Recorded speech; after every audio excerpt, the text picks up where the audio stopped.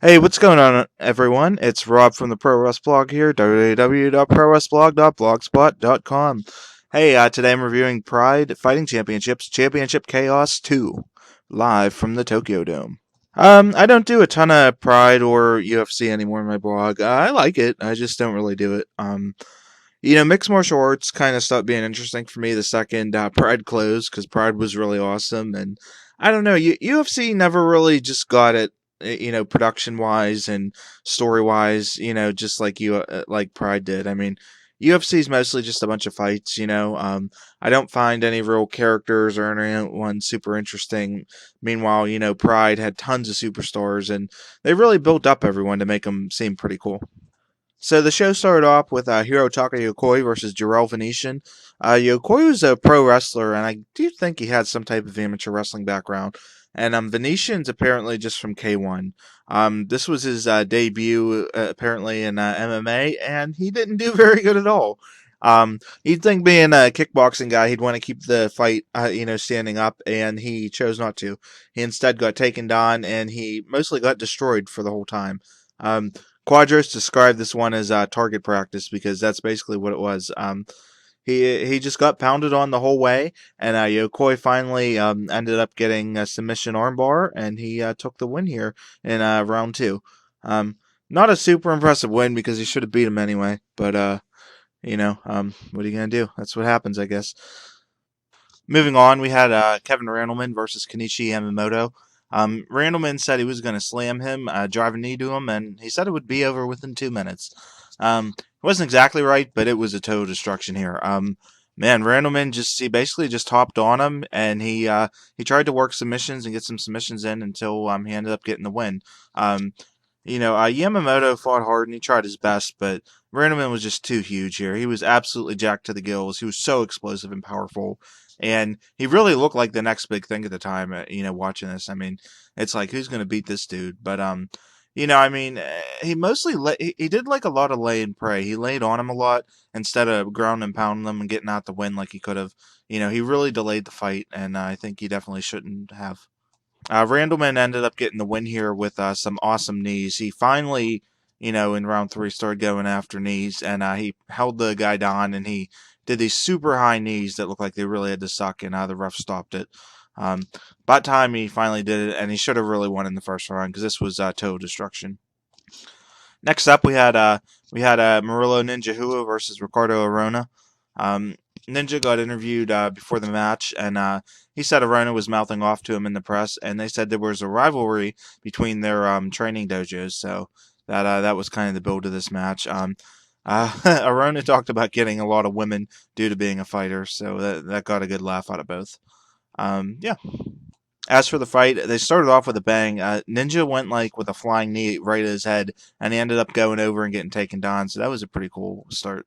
They had a really nice strike exchange, and they were on the ground for most of this match. Near the end, Arona almost had this one won. He had like a nice Achilles lock on Ninja, and he looked like he had him trapped in the middle of the ring.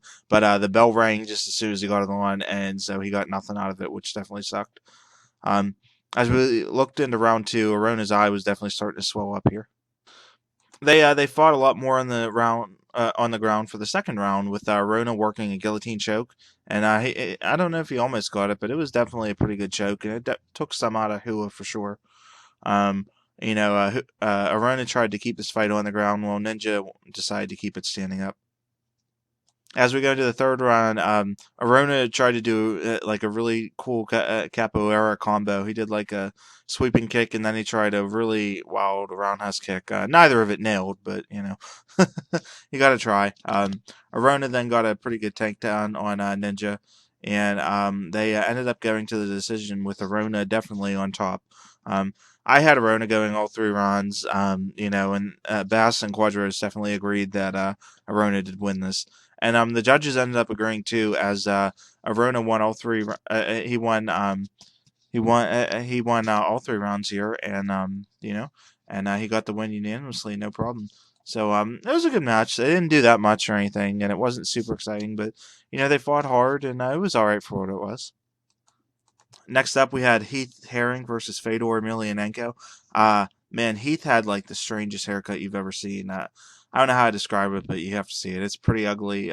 Red in the red in the back, black in the front, and he looked something wild. But whatever, you know. That's what he's famous for. Going into this, the announcers didn't really seem to know Fedor as much yet. So, you know, it's kind of like it's kind of funny because you know he's one of the best fighters of all time. But hey, you know, just from the start, Herring got destroyed. He went for like a running kick as he ran in. Fedor caught him and slammed him to the ground hard, and he just destroyed him. He really punched the crap out of him. He busted open his left eye, and it probably should have been stopped sooner than it was. They had to have the doctors check because it was really nasty. And Fedor was just a machine here. I mean, he just threw some awesome punches, some of the best ground and pound I've ever seen. And you know, he just destroyed Herring. There's so much power behind each shot that he just didn't have a chance. He also did a nice little German on Herring, which was pretty cool. And after he hit a really good knee later on the run, and he got some more ground and pound in, and he even worked a back choke from behind. And Herring was able to hold on, but at the end of the round, the doctors stopped it due to his various cuts. And yeah, this was a really good match. Probably the best match on the show so far. Fedor just looked like a machine here. He looked like the Terminator, and you could see why he was just so, you know, you could see why he was the man at this time because this was absolutely dominating performance. He looked awesome, and he looked like he was going to destroy whoever was in his path. Next up, we had Antonio Rodrigo Nogueira versus Sammy Schilt. Rodrigo Nogueira is, you know, he's famous, pretty famous, big time star. You know, got the Brazilian Jiu Jitsu going on, has a boxing background too, and Sammy Schilt was pretty much all kickboxing at this point. The announcer suggested that as soon as Nogueira would take Sammy down, it'd be pretty much over. And they weren't wrong here. They had a little tie up at the start, but Sammy got nothing offense wise. And basically, Nogueira got him down with the choke. And in 6:36, he had him done for the triangle choke victory. Really quick win here. Dominating performance. And, you know, it just went like we thought. You weren't going to stop Nogueira, you know. Sammy really needed to do some punching and stuff, which he didn't do, and he got destroyed for it. Next up, we had Wanderlei Silva versus Hiromitsu Kanehara. Kind of like earlier, you know, you just knew it wasn't going to be good for Mr. Kanehara here. Silva was his usual hyped up self. He had a pretty good stare on, and from the beginning, it was just on. Kanehara came at Silva. It was a big fail, like right at the bell. Silva punched right back and knocked him down. He even got a really good kick in, and you know, from the start, it was just all downhill from there. Silva had some soccer kicks in this one. He really went wild on him, and you know, he just looked so brutal and aggressive. And he ended up winning this one after a soccer kick and a head stomp, and the referee ended it. So he won that one in 3:40 in the first. What can you say? This is Silva's best here. Just explosive, powerful, nasty, violent, and just good stuff. You know, and he really was the man here. And this was a brutal performance, and really job well done here by him. Next up, we had Don Fry versus Hidehiko Yoshida. Fry said he was originally retired, but his wife and kids were tired of him being at home.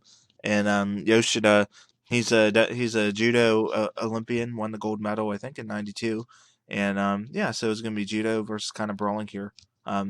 Fry looked really cool coming out, just super bad, just super tough guy, and you know, really awesome. And he teased wearing the gi. He actually wore his gi down to the ring and inside, and you know, people were questioning what would happen, but he ended up taking it off, which was really the smart move. This was another like destruction, which I was kind of surprised about. I don't know. I haven't seen too much of Yoshida, but you know, I just didn't think it was going to be like this. But he got him down, and he was just a technical master here. Just riding all over him.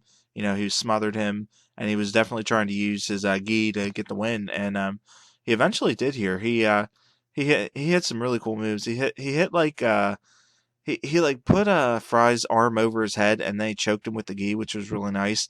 And he ended up slipping in an arm bar, and that was it for Mr. Fry.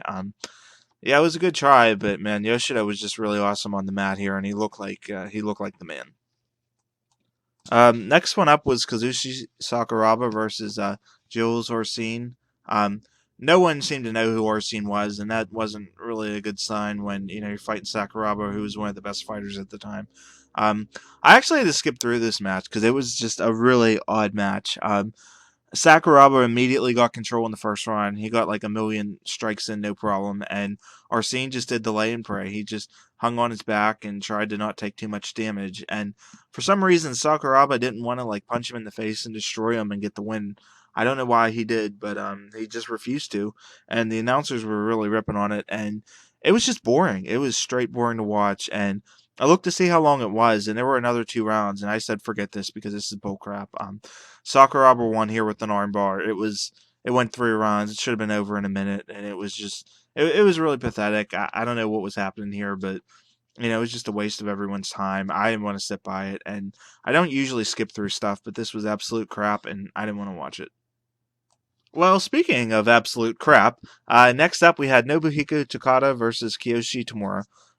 Both were famous pro wrestlers in Japan. They did the shoot style, which is a lot like simulating basic fights, and yeah. So they have a history together, and they were pushing it up as a grudge match. But as a lot of people know, with all of Takata fights in Pride, there usually works, and I don't know if this was a work or a shoot, but it was crap. It just was really weird. Tamura started off with tons of leg kicks. He really messed up Takata's leg.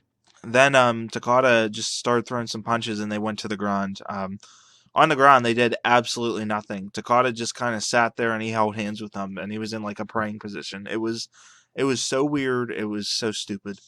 Immediately upon seeing him, like, well, this ain't legit, and I don't think it was. He also kicked him in the nuts. Takata got kicked right in the nuts, and it took about 5 minutes for that to clear out because it was supposed to be Takata's retirement fight, and he didn't want to go out. He didn't want to go down like that. But yeah, it was just not good at all here. They ended up punching more in round 2, and Tamura got a surprise punch, got a surprise left hook out of nowhere to grab the win. Um, Total crap. Afterwards, Tamura looked really sad, like it wasn't supposed to happen that way, and it might not have been. I don't know what happened here. This was half shoot, half work, and all crap. Terrible fight. Looked awful. Embarrassing for both people, and the less said about it, the better.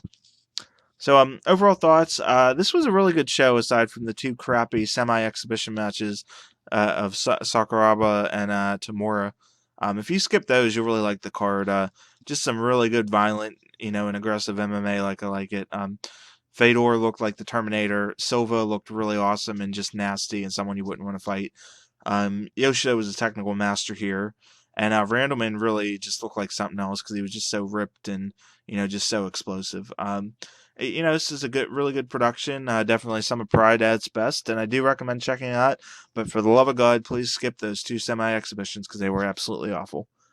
All right, to see pics and gifs from this review, you want to go to check out www.ProWresBlog.blogspot.com. Thank you for listening. 1, 2, 3, 4, 5, 6, 7, 8, 9, 10, 11.